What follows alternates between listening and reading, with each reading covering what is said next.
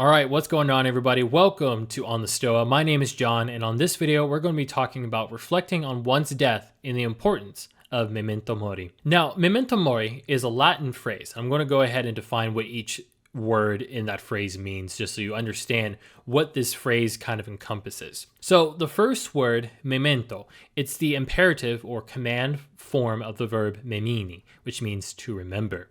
Now the second word, mori, it's the present infinitive form of the verb morior, which means to die.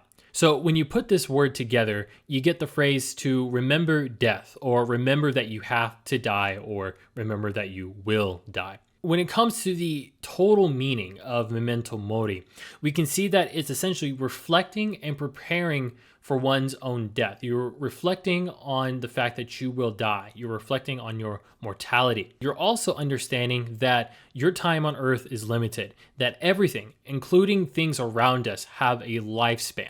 Now, this concept of reflecting on one's death, it didn't originate in ancient Rome. It appears throughout all of history, at least through some form and context of remembering and reflecting on one's death. When we focus on the ancient Mediterranean, we can see the Greek philosopher Democritus. He would often seclude himself or go and frequent tombs and cemeteries as a way to prepare himself, to get him used to the aspect of death, so that when he died of old age, he'd be like, I'm ready. We also see this in the concept of a Roman triumph. Now, what a triumph was, it was an accolade. It was an award you were given if you were a general or a soldier that did something great in a battle, or you successfully defeated this enemy in a campaign, or you finished off a war. While they were going through this long parade through the streets of Rome, there would be a slave or a companion that would be next to the general, the triumphant person. They would receive the words from their companion or slave,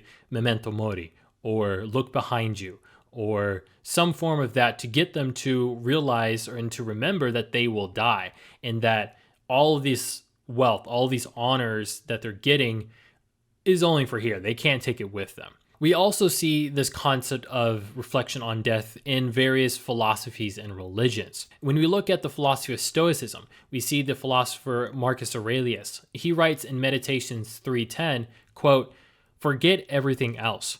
Keep hold of this alone and remember it. Each of us lives on now, this brief instant.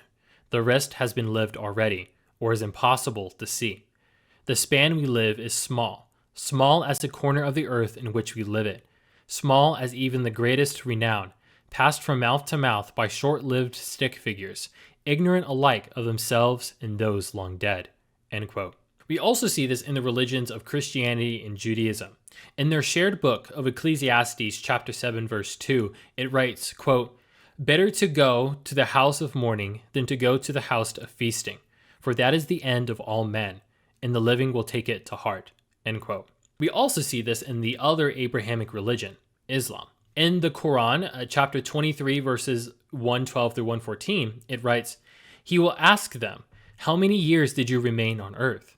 They will reply, 'We remained only a day or part of a day.' But ask those who kept count. He will say, 'You remained for a little while, if only you knew.'" End quote.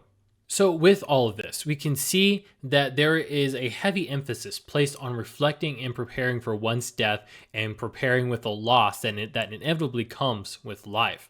And in saying this, I think that there are three benefits that come with Memento Mori, with reflecting on one's death. They are, you are able to prepare for loss and death. You're able to cultivate and foster a greater appreciation for the present, and you're also able to be motivated to live a more virtuous life. So let's get started with the first one, preparing for loss.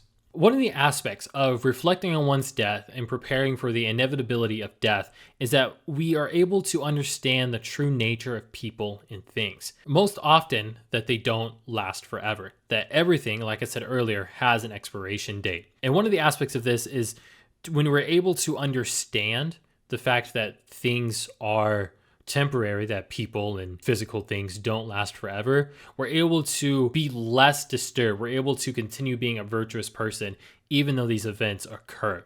Epictetus, the philosopher Epictetus, writes in his book Enchiridion in section 3 that, quote, "In everything which pleases the soul or supplies a want or is loved, remember to add this to the description, notion.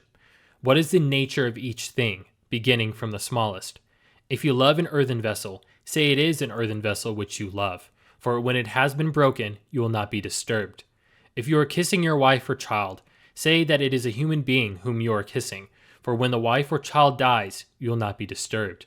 End quote. And in this understanding that things and that people don't last forever, we're also able to understand and put more time into the things that truly matter. You know, when we look at relationships, right, we think that this person's going to be with us forever. But in reality, relationships, as in an abstractual form of death, end in two ways.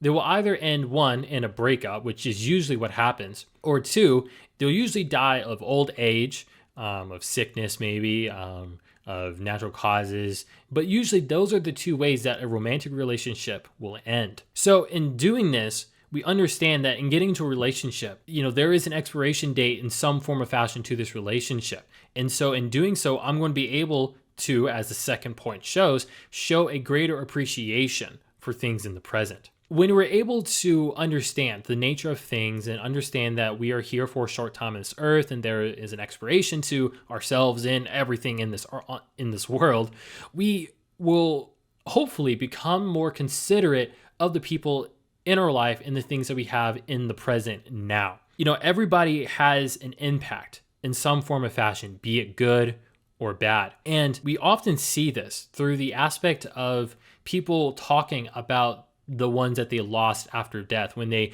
relive the memories, so to speak. A lot of the things that were simple or that might have been annoying are the things that are missed the most. You know, a wife could be on reminiscing about her husband, her now dead husband, could be like, oh, it was so annoying whenever he, you know, jumped around and tried to make me laugh whenever I was on the phone with my friends. But that's the thing that I miss now the most. You know, it's those aspects, those little things that leave an impact on people. And along with this reminiscing of the things that people did, there's also the reminiscing of things that they wish they could have done, the regrets that they have. And this leads me into this point here of the saying, don't give flowers only at someone's funeral. You know, if you want to show appreciation for someone, to show true appreciation, show it to them while they are alive. Honestly, funerals, they're for the people that are alive. Of course, you're burying your loved one, but they're not going to truly appreciate it because they're dead. So give them the flowers while they are alive. Show that person in your life, show your friends in your life, show respect and love and cherish those things, be it people and physical objects, things that you possess, things that bring you joy. Appreciate them in your life while you have them. So a lot of people waste time on petty arguments just for the sake of being petty, or just meaningless arguments that spout into these big fights where they're like, I hate you and I don't want to see you again, and you know, and all this meaningless stuff.